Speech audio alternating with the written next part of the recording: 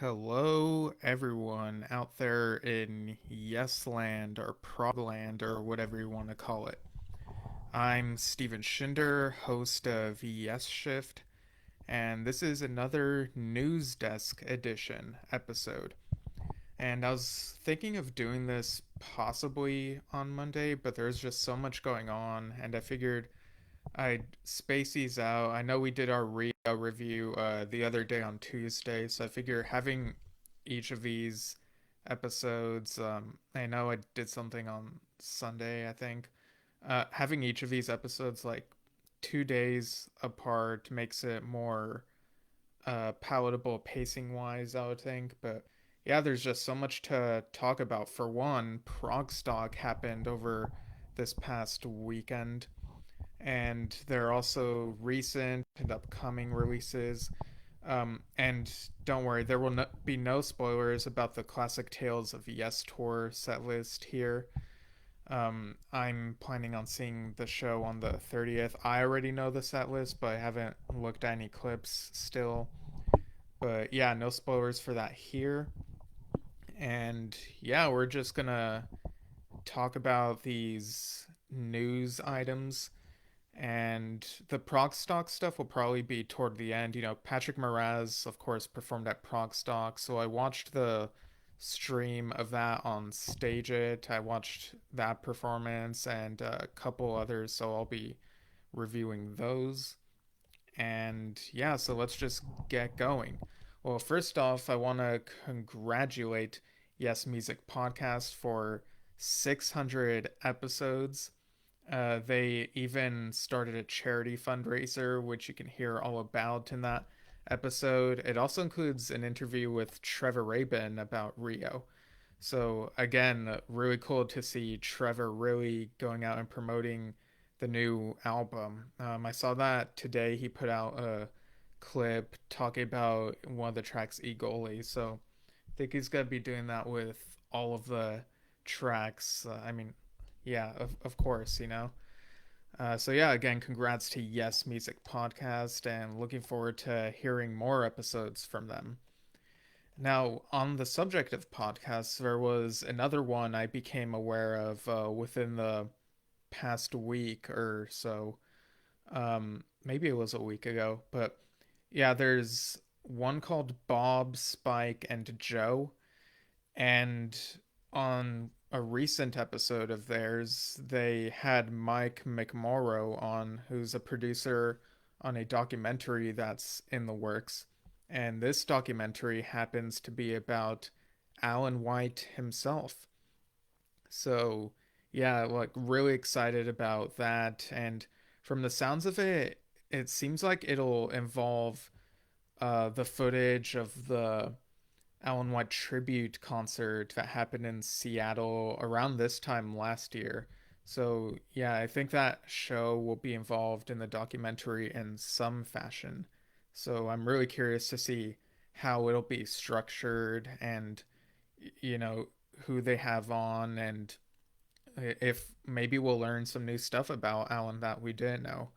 Or maybe maybe it'll tell us a lot of stuff we do know, but it'll be cool to see it compiled in, the documentary fashion. I'm glad that these things are happening, with Alan and with the Claiming Peter Banks documentary that I've been talking about. All these people who've passed on, they deserve documentaries on them and their careers. So I'm very happy that this news has come out. I also saw an action shot of Alan from the drama tour. A photo that was shared by Bill O'Leary, a photograph that he took. I think this was dated September 6th, 1980. So it's a really cool shot. You can find it on Facebook and look it up. It's really cool. So yeah, very excited about that. Not quite sure when exactly it'll come out, but these things take time, and I'm sure it'll be well worth the wait. Now, on to some Yes stuff. Um, Alan White, obviously, yes, but on to specifically, well, first off, talking about Yes merch because I don't think we've really talked about what's available on the Yes official store at the moment. So if you go to yesofficial.manheadmerch.com, you can see some shirts for the tour. So there's a Tales of Yes 2023 tie-dye tour shirt. Looks really cool with the blue and you got the album art in a circle. The Tales of Yes 2023 Fall Tour t-shirt that has the butterfly logo that we've seen on the I think this was on the Close to the Edge 50th tour that we saw that type of logo. There's also one with an orange butterfly. It's called the Yes Monarch Eyes logo t-shirt. And there's a Tales of Yes 2023 tour hoodie, Yes logo patch purple hat, and the Tales of Yes 2023 tour mug. I mean, you know me, I love me some uh, mugs, as you can see. Yeah. uh, and this past Friday, also, I think it was on Friday, saw the release of Yessingles, which we've talked about before when it was announced, or maybe I talked about it, but yeah, a compilation containing single edits of several songs throughout Yes's career. I'll just read off the track list again real quick as a refresher. I know the And You and I promo edit is, I think, what was posted to sort of push for promotion for this, but yeah, the track list is Your Move, Starship Trooper Life Seeker, Roundabout, America, and You and I Part 1. So that's about first 3.5 minutes, if I recall correctly. Soon. So that's side one. And then side two is Sound Chaser, Wondrous Stories, Don't Kill the Whale, Into the Lens, Owner of a Lonely Heart, and Leave It.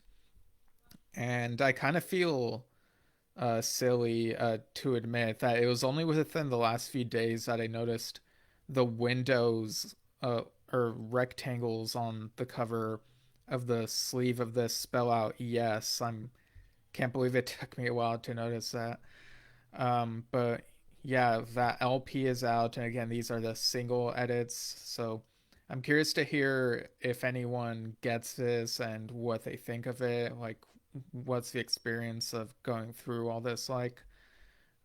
There was also an announcement of the Yes album Super Deluxe Edition.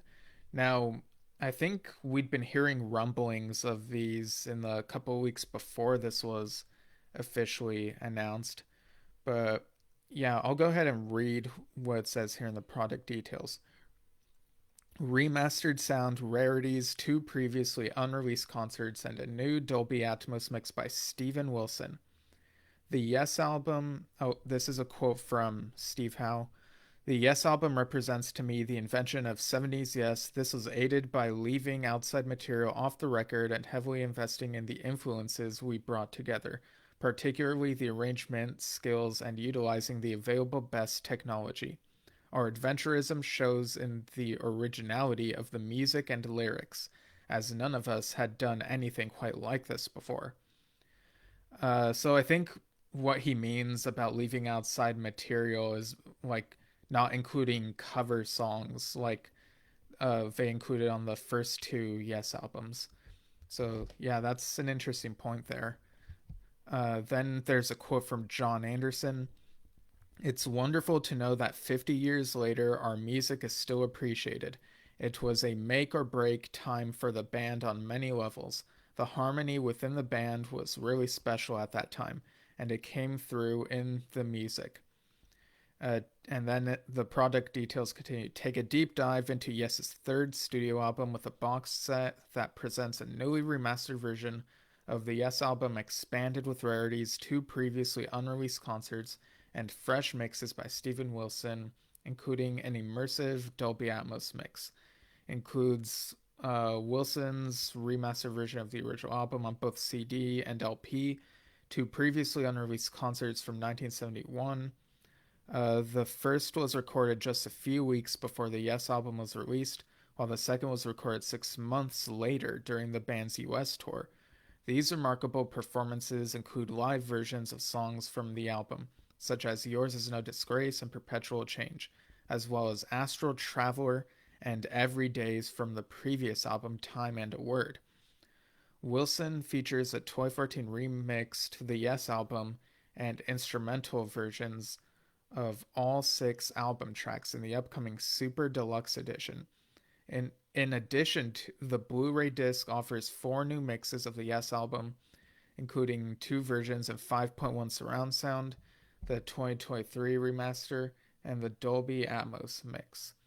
Initially released in the UK on February 19th, 1971, it was the group's Anderson, Squire, K, Bruford, and Howe's first album to feature all original material and introduce signature epics like Starship Trooper and I've Seen All Good People. I'm sorry.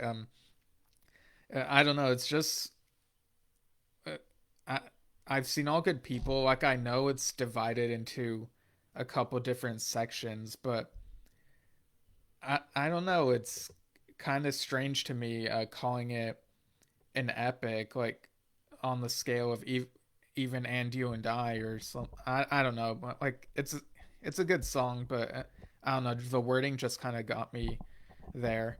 The album peaked at number 4 in the UK and was the group's first to crack the top 40 in the US, where it would eventually be certified platinum. So the 2 concerts that this includes, um, one of them was in Gothenburg, Sweden, January 21st, 1971, and the other was in New Haven, Connecticut, July 24th of that year. So for the live CD, these are not full. Well, I should probably like read off what each of these CDs has. So CD1 has the original album. CD2 has the Steven Wilson remix slash remix instrumentals.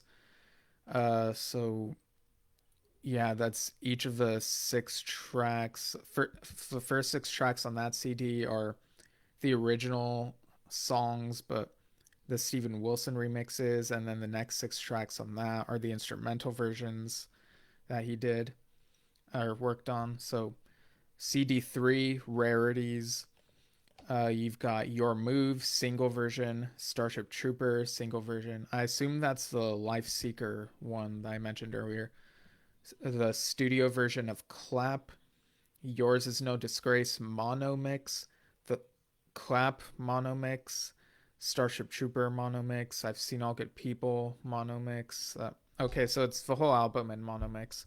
An alternate take of Starship Trooper, which that's kind of surprising. I don't think yeah, it hasn't been released on anything before. Stuff like, the singles and uh, the studio version of Clap, I remember, was on the 2003 remaster version of this album. And ending that third CD is an untitled instrumental, so also previously unreleased. I wonder what that is. So CD4 is the live CD, and this does not include a complete concert, but it includes a few cuts from a couple of different concerts, as I mentioned before. So these would be Astral Traveler, Every Days, Yours Is No Disgrace, Your Move, I've Seen All Good People, Clap slash Classical Gas, so Steve Howe's solo spot, and Perpetual Change.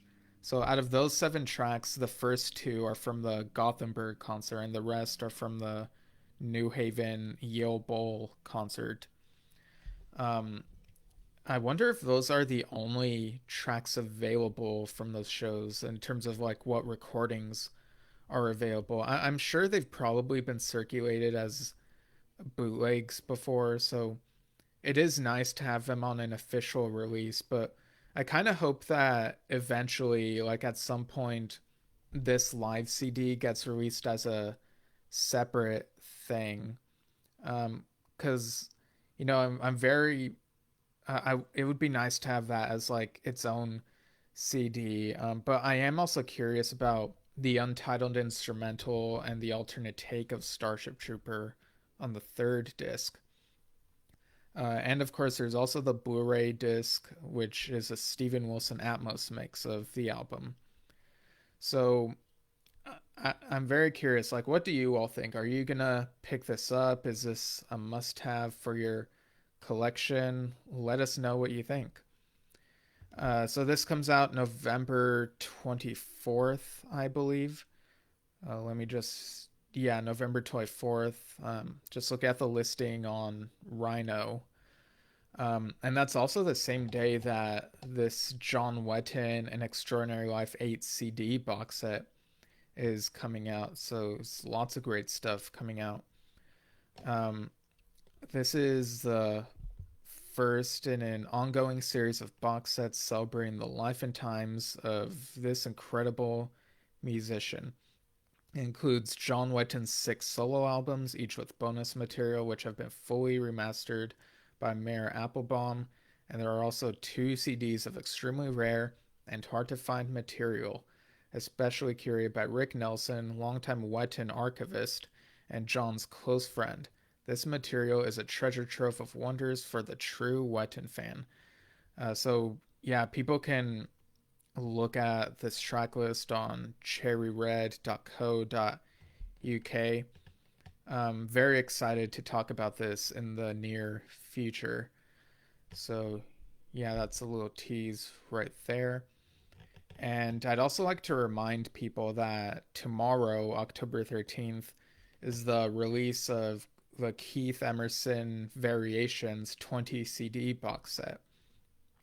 So you can also find this on cherryred.co.uk as well, and maybe some other places, I think. But yeah, 20 CDs about Keith Emerson, like that's just really exciting. And the way they divide this, you see the early years, the solo albums. Um, yeah, I'm just like scrolling through this, the collaborations, live and studio.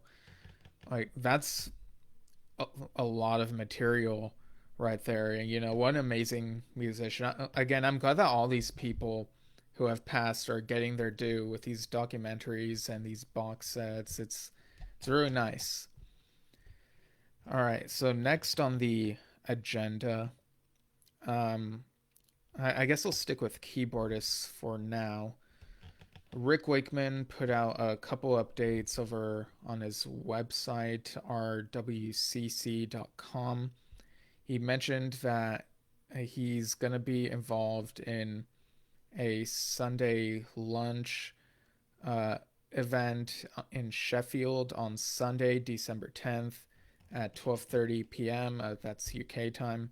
Limited spaces are available, and there are details on the poster in this post that he put there. So there are contact details there, and you all can check that out. He also mentions that in the last few weeks, there have been some people who have passed, so it's been kind of a sad time. On our end, we've heard about a couple other people passing as well. So, one of the ones that Rick mentions here is Mary, the wife of Lou Molino, who, drummed for ARW and is also on Trevor's new album. So our hearts go out to Lou. Learned about that news within the last few weeks. So yeah, but as far as music related stuff, Rick mentions that he's doing 1 day's filming with Gordon Giltrap at the Granary, talking about the album that he and Giltrap made together from Brush and Stone and how it evolved. Gonzo are now going to release it on vinyl, which will be a bit special. And he also mentioned the Saving Strays Christmas concerts, which I believe we've mentioned previously. He says the rest of October will be made up of preparing music for the November and December concerts at Lytham, St. Anne's, and Hunstanton. Well, that's it for now. Enjoy the last throes of summer. Cheers, Rick. Now, on to another Wakeman. So, Oliver Wakeman put out a newsletter and talked a bit about Anam Kara, his upcoming solo album. Um, so, I'm just looking up like what bit I want to read first on here. He said the idea for the Anam Kara album happened, or actually, let's start this from the beginning of that part. So the album is finished. It has taken a great deal of work, but the result is something I'm so proud of and cannot wait to be able to let you all know when it is due for release. Something my management and I are working hard on organizing. The idea for the Anam Kara album happened way back before the Mother's Ruin album, when I was working with the Cornish singer Rachel Williams. We worked on a few tracks and had planned to work on a whole album in a rock/Celtic vein. However, due to various issues and circumstances, the project never came to fruition, so I moved on to the Mother's Ruin project and then on to the crazy world of Yes. However, after the From a Page box set and the subsequent success of the Tales by Gaslight and Collaborations box sets, my management asked if I would like to work on a new album, and if so, what would I like to do? Um, I decided that I wanted to write and release the Anam Kara idea, which at the time was only embryonic, so there would be plenty of work to do. I found myself becoming more and more excited as I started to write and to look at what pieces I had half written ideas for. I also needed to work out what musicians I needed for the project, and so I spent a great deal of time trying to work out who would be right to be involved in the project. I had a couple of people I knew I wanted to work with immediately. The drummer, Scott Higham, and I had worked on a few tracks for another project I'm working on, and I knew that he had the right level of expertise and sensitivity which the music required, and so I was delighted when he agreed to be part of the project. Next on the list were David Mark Pierce and Steve Amadio. Many of you will know that I've worked with Dave on many projects over the years, and his melodic approach of guitar soloing was exactly what I needed for this project. Steve was a wonderful bass player that was on the Ravens and Lullabies album, and did such a great job that I knew I needed his abilities on this record as well. I knew that I would also require an experienced acoustic guitar player as well, and so was really pleased when Oliver Day from Fragile, the Yes tribute band, agreed to cover all the acoustic requirements for the record. He also bought his lute, mandolins, and lap steel guitars along for the ride as well. Next up, we have a massively important role of vocalist.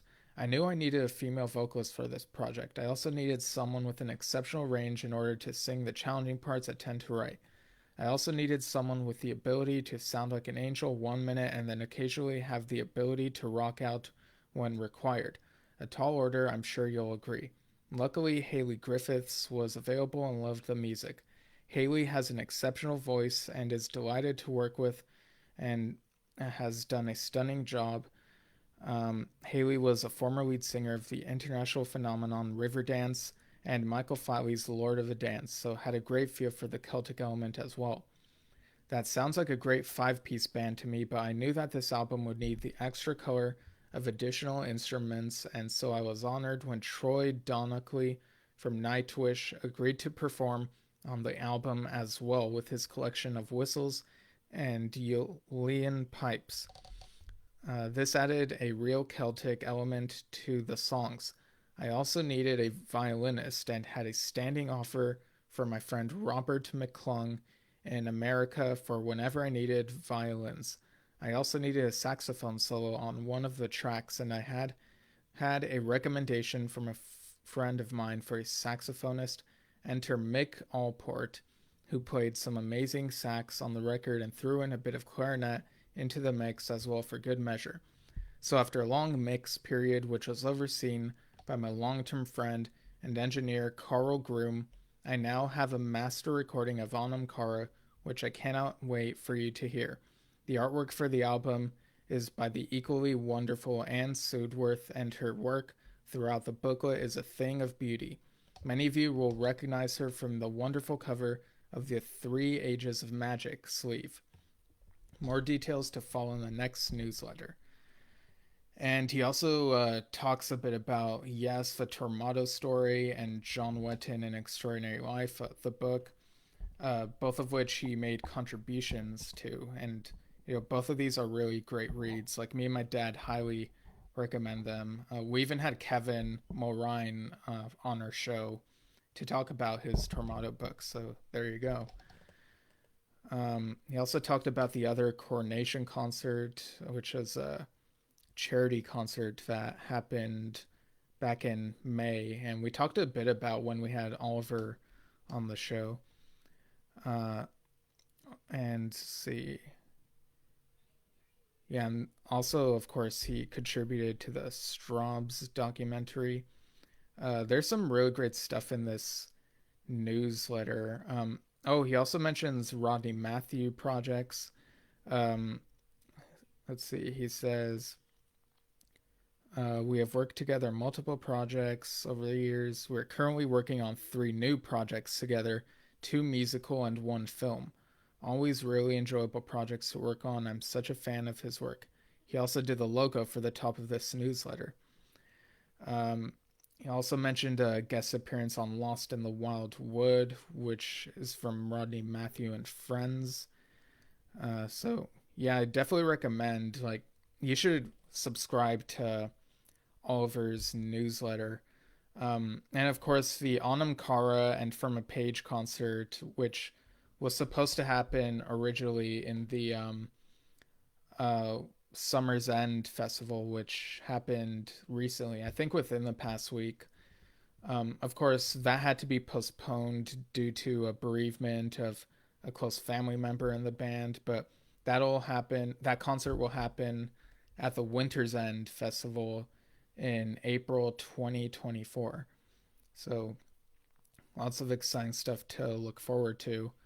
It also takes a moment to remember. There's at the bottom, there's this thing called A Moment to Remember. Paul Manzi, who many of you will know of through his many years of working with me on various albums and projects, is currently singing with The Sweet. And he includes a photo of him with Paul at O2 in 2016 when Oliver performed with his dad Rick at his King Arthur concert. He says, we met up last weekend to discuss a new project and the idea of doing some duo shows during 2024. Yeah, so that's very exciting. I'm very happy to hear that Oliver is so busy with all these cool projects. I also saw a post from Adam Wakeman. So there's a new Wilson and Wakeman album. So this says Adam and Damien will release their 3rd-length studio album, Can We Leave the Light On Longer, on January 12th. The album, containing 10 new songs, features Damien on vocals and acoustic guitar, and Adam on piano, vocals, Hammond organ, acoustic and electric guitars, bass, and percussion. Additional drums and trumpet are provided by Pete Riley and George Hogg, and there is an 18 voices choir. In line with perhaps even more than on their previous albums, with the songs have a very personal depth and meaning to Adam and Damien. And there's a quote from Damien saying, the album is about how we are connected as human beings and what drives us to be alive. It tells tales of hopeful, inspiring dreams and our fight to live and function with the ultimate and inevitable loss we face through mortality. The album will be available through Black Lake Records on vinyl, CD, and in digital format. And you got the track list there. AI, Can We Leave the Light On Longer, The Man from the Island, which has Adam on lead vocals, Let's Talk, The Battle of the Bare Knuckle Fighter, Turn Your Life Around, Multiplicity, November, again with Adam on lead vocals, Hero, and Addlestone. And from January 13th, they will embark on a 13-date UK tour.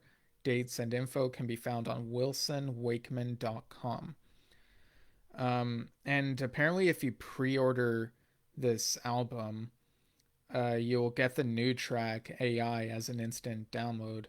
So yeah, you can find this on. I found this on Adam Wakeman's page on Facebook. He has a link there. So yeah, very very cool stuff. Always a lot of stuff going on in the music world with these guys. All right, so next up, um, I want to. So okay, so each of these news episodes, I check like what's been uploaded to Bill Bruford's YouTube channel. It looks like the most recent thing is ABWH's performance of I've Seen All Good People from that An Evening of Yes Music Plus video.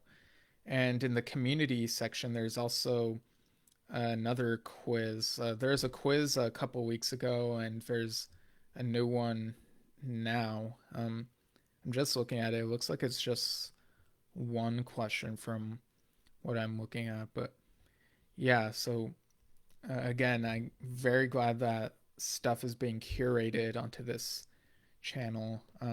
Okay, the second quiz comes out this Saturday, the 14th. All right. And on John Anderson's YouTube channel, I see that there's an upload of 1000 Hands, the full album accompanied by visuals, but it's alternate takes. So I wonder what the story is there. Maybe we'll be able to, maybe we could try asking Michael Franklin about it when we have him on again on the 25th. He also, John's channel also has the entire Survival and Other Stories album up as one video with visuals. And just today, I see it added Elias of Sunhillow. So again, the full album video with visuals. So maybe we'll have a bit more talk about those later in this month.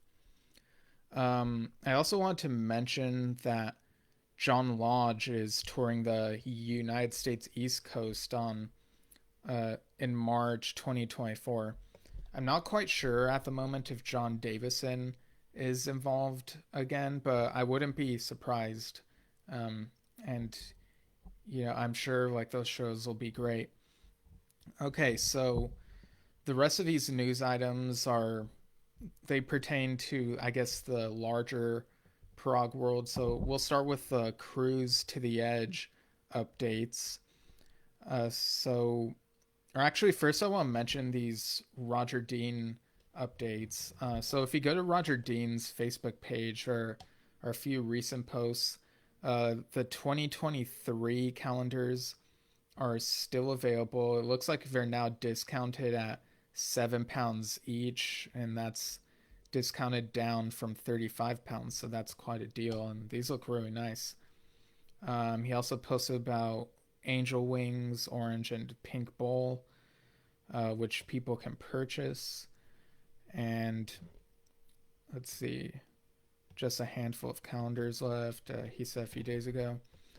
And he's talked about, like he tends to do on this page, makes a post about certain artworks of his. He made one about Bertacus from 1985, and he also posted Freya's Castle Open Edition prints, which can be ordered here, and includes the link there. Originally commissioned for the cover of the game Black Onyx, the painting was finished in the time between the doctor sending me home, saying my daughter Freya would not be born in the next 12 hours, and being called back because it might happen any minute. Prints produced by Hardwood King. And yeah, so go to Roger Dean's Facebook page and check out the links there. I'm sure you're bound to find something that you'll really enjoy. Okay, so on to Cruise to the Edge. There have been a few recent updates. Last week they said, due to circumstances beyond our control, PFM has decided not to join us for Cruise to the Edge 2024.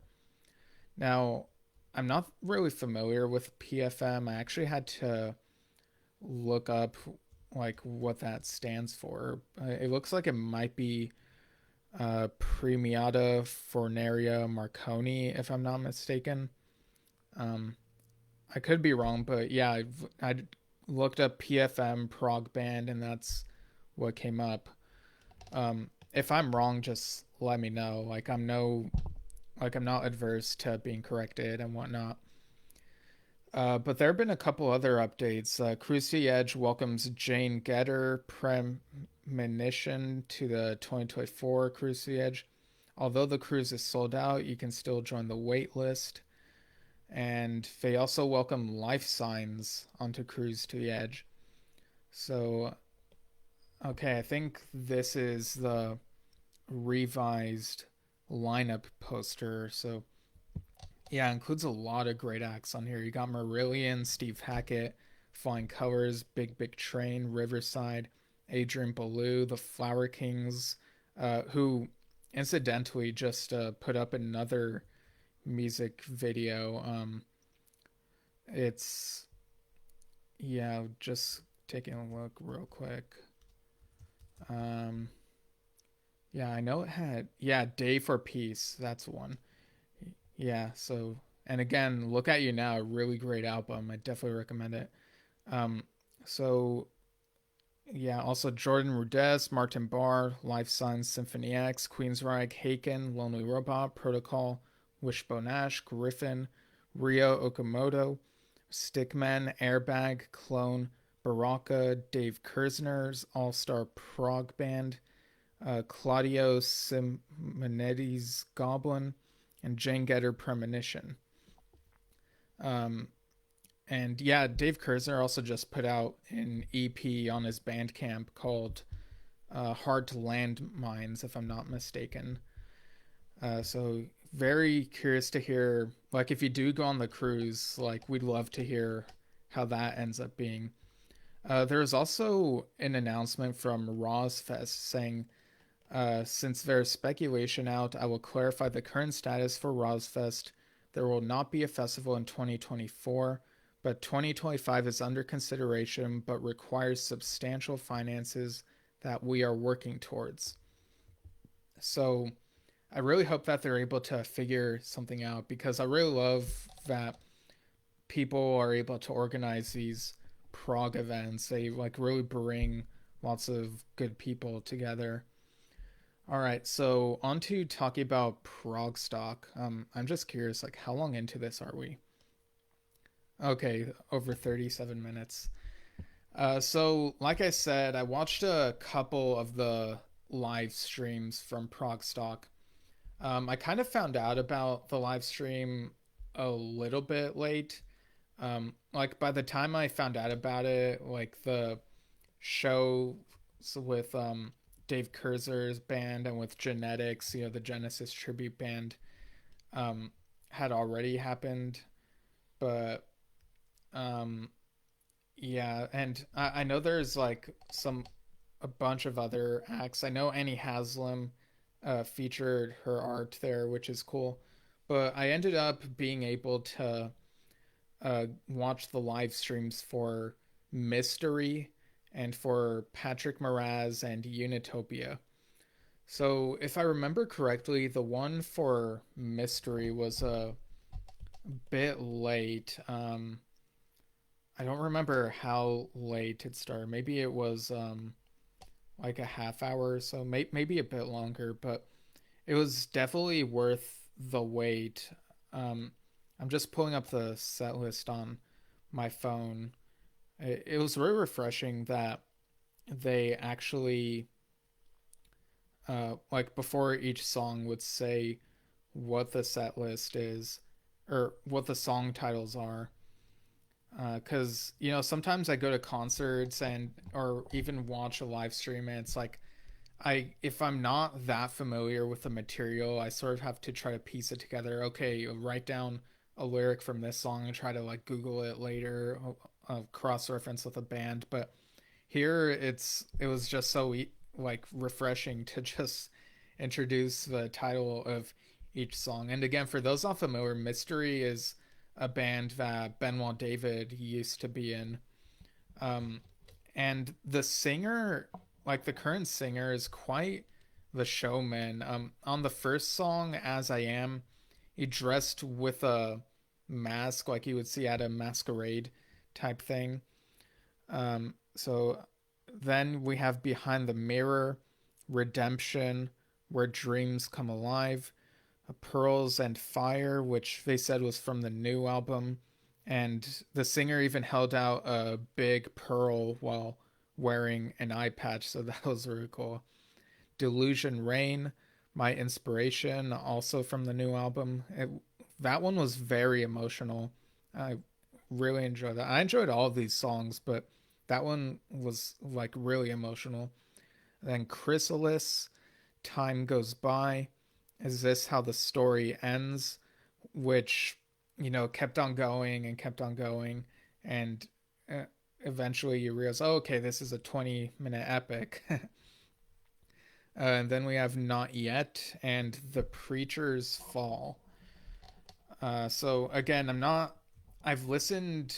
I remember a while back we listened to some of Mystery's material that featured Benoit David, but I'm still not like super familiar with like all the songs and what's from which album. But it's nice to see that they incorporated some new material into their set list. Again, like we've talked on the show about how we love the classics, but bands really need to showcase the new material and uh, really show that they believe in it and put the new material on the public's their the public eye so that they're like more interested in it and will go out and buy it. So then the other stream included Patrick Moraz's performance, followed by Unitopia. And that one was quite late. I'm trying to remember. Was it 1 hour late or 2 hours late? I don't. It's been several days. Like this was on Sunday night, but it was that one started really late. I can't imagine what it must have been like for people actually at the event or on the East Coast trying to stay awake, watch the stream. I'm on the West Coast for reference. Uh, well, thankfully there was like curated music playlists playing during the wait. I might read off like some of the tracks I was able to pick out from the playlist, um, but anyway, so I don't know what the reason for the delay was, but I do hope that they figured out like what was going on and maybe they'll take that into account for when future prog stocks are held so that it's more efficient. But in any case, the performances were really worth the wait. Patrick Moraz started with a couple pieces that I think were improvised, and then he played something that was set against what sounded like techno music. And then after that, I'm pretty sure he played Sound Chaser and then proceeded to play something fast paced. Uh, sorry, after Sound Chaser, he played Soon. So recognized that right away. And then after that, he proceeded to play something that was more fast paced again. And he had like a couple different keyboards. He had the Moog and like some sort of piano, I believe. I'm not the best at identifying types, so maybe someone in the comments can like correct can like provide that info. Um, but yeah, and then he played something that sounded like it may have been from Story of I. It's been a minute since I listened to that, but that was an extraordinary album. Definitely recommend it if you haven't listened to it. And then he talked about this next piece. Um, let's see. Um, just making sure that I have my info straight. He says he talked about this piece and how the first five bars were written when he was 5 years old, and the rest was in 1968. It sounded like he was saying it's called Motif Vicar. And he mentioned stuff from Main Horse and Moraz Bruford, and about how a transcription of Karu, uh, I guess one of his pieces, is on YouTube. Um, okay, so I think Karu was the name of that piece that he played after uh, this little speech in between performances. And then he played Temples of Joy from Moraz Bruford, and along with Kashasa from Story of I, as part of a medley. Um, I'm not sure if there was like a third thing thrown in there. It was kind of hard for me to tell. And then he told a story of getting a Mini Moog in 1973 and then getting a call from Lee Jackson. And he talked about a piece he wrote as part of a symphony while he was in the Moody Blues. He started to compose it on 5 p.m. on a Monday and then finished that Tuesday at 5 a.m. And he said something like the epitome of creativity lies in extreme tension by opposing forces. And that sounds very profound. Like there are definitely some pieces of music that come out of that. So this piece is called Modular Symphony, and it sounded amazing. And throughout his entire set, he looked very energetic and happy to be there. He seems like he has like a very exuberant personality, and it's just great to see Patrick out and performing. I've never seen him in concert other than some YouTube clips and the Live at QPR video, but so watching him perform in real time, like seeing a concert of his while it is happening, like it was truly something special. And then after his performance was the band, an Australian prog rock band called Unitopia. And I recognized the drummer, Chester Thompson, who, of course, has drummed for Genesis. And they started with a song called The Garden, but then they had to halt a few minutes in due to some sound issues. So they spent a few minutes trying to correct some stuff. But once they corrected it, they started over and played the entirety of The Garden.